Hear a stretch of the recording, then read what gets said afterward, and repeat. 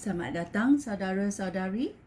Hari ini kita mau mendengar Yakobus babak kedua, iaitu dalam bahasa Inggeris James, the Apostle of James. Okey. Amaran tentang prasangka. Saudara-saudara aku, sebagai orang yang percaya kepada Tuhan Yesus Kristus, Tuhan kita yang mulia,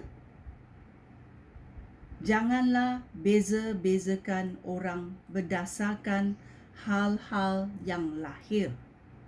Andaikan dua orang datang ke pertemuan kamu, yang seorang kaya dan berpakaian indah serta memakai cincin emas, yang seorang lagi miskin dan memakai pakaian buruk. Dengan hormat kamu menyambut orang kaya itu dan berkata kepadanya, "Silalah duduk di tempat yang terbaik ini." Tetapi kamu berkata kepada orang miskin itu, "Berdirilah di sana," atau "Duduk di lantai dekat kaki kamu." Berdirilah di sana atau duduk di lantai dekat kaki aku. Dengan perbuatan itu, kamu membeza-bezakan orang di kalangan kamu dan kamu menilai orang berdasarkan fikiran yang jahat. Ketahuilah, saudara-saudara yang aku kasihi, Allah sudah memilih orang miskin di dunia ini menjadi orang kaya dalam iman. Mereka akan menikmati pemerintahan Allah seperti yang sudah dijanjikan kepada mereka yang mengasihinya. Tetapi kamu menghina orang miskin, padahal orang kayalah yang menindas kamu dan orang yang menyeret kamu ke hadapan hakim. Merekalah yang menghina nama yang terhormat yang kamu terima daripada Tuhan. Kamu melakukan apa yang benar jika kamu mengamalkan hukum pemerintahan Allah yang tertulis di dalam Alkitab. Kasihilah sesama manusia seperti kamu mengasihi diri kamu sendiri. Tetapi jika kamu memperlakukan orang berdasarkan hal-hal yang lahir, kamu berdosa. Dan menurut Taurat, kamu telah melanggar hukum. Sesiapa yang melanggar salah satu perintah Taurat, melanggar seluruh Taurat. Hal ini demikian kerana Allah yang berfirman, "Janganlah berzina," juga berfirman, "Janganlah membunuh." Oleh itu, meskipun kamu tidak berzina, tetapi jika kamu membunuh, kamu telah melanggar hukum. Bercakaplah dan bertindaklah sebagai orang yang akan diadili oleh Allah menurut hukum yang membebaskan manusia.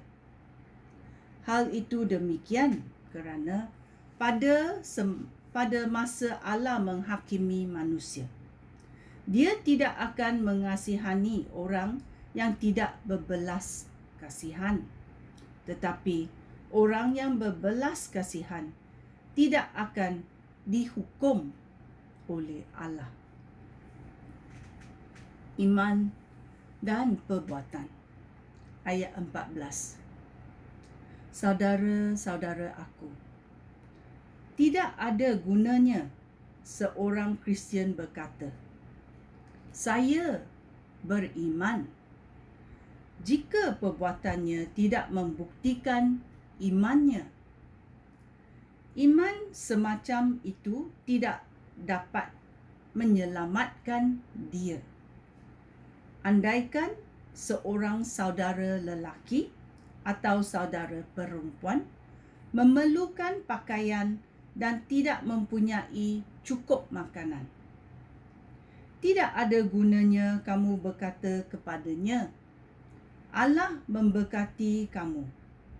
Pakailah baju panas dan makanlah dengan secukupnya. Jika kamu tidak memberikan keperluan sehari-hari kepadanya, demikian jugalah dengan iman. Jika iman tidak dinyatakan dengan perbuatan, iman itu sia-sia sahaja. Mungkin ada yang berkata, ada orang yang mempunyai iman dan ada pula yang mengamalkan perbuatan baik. Aku akan menjawab, tunjukkanlah seorang yang mempunyai iman tetapi tidak mengamalkan perbuatan baik. Lalu dengan perbuatan aku yang baik, aku akan menunjukkan bahawa aku beriman. Kamu percaya bahawa Allah hanya satu. Bagus. Roh-roh jahat pun percaya akan hal itu dan gementar kerana takut.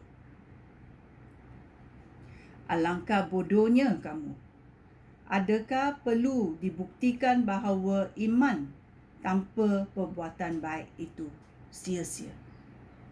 Mengapakah Allah berkenan kepada nenek moyang kita Abraham? Allah berkenan kepada Abraham kerana perbuatan Abraham, iaitu mempersembahkan Ishak, anaknya, di atas mezbah sebagai persembahan kepada Allah. Kamu tidak nampakkah bahawa Abraham menunjukkan imannya dengan perbuatannya? Oleh itu, iman Abraham menjadi sempurna. Perkara itu sesuai dengan ayat Alkitab. Abraham percaya kepada Allah, dan kerana imannya, Allah menerima dia sebagai orang yang melakukan kehendak Allah. Itulah sebabnya Abraham disebut sahabat Allah. Jelaslah sekarang bahawa Allah berkenan kepada seseorang kerana perbuatan orang itu dan bukan hanya kerana imannya. Demikian juga halnya dengan Rahab, wanita pelacur itu. Allah berkenan kepada Rahab kerana perbuatannya. Rahab menyambut pengintip Israel dan menolong mereka melarikan diri melalui jalan lain. Oleh itu, sebagaimana tubuh tanpa roh adalah tubuh yang mati, demikianlah juga iman tanpa perbuatan adalah iman yang sia-sia. Ya, ini adalah Yakobus babak kedua. Sekian, terima kasih. Shalom.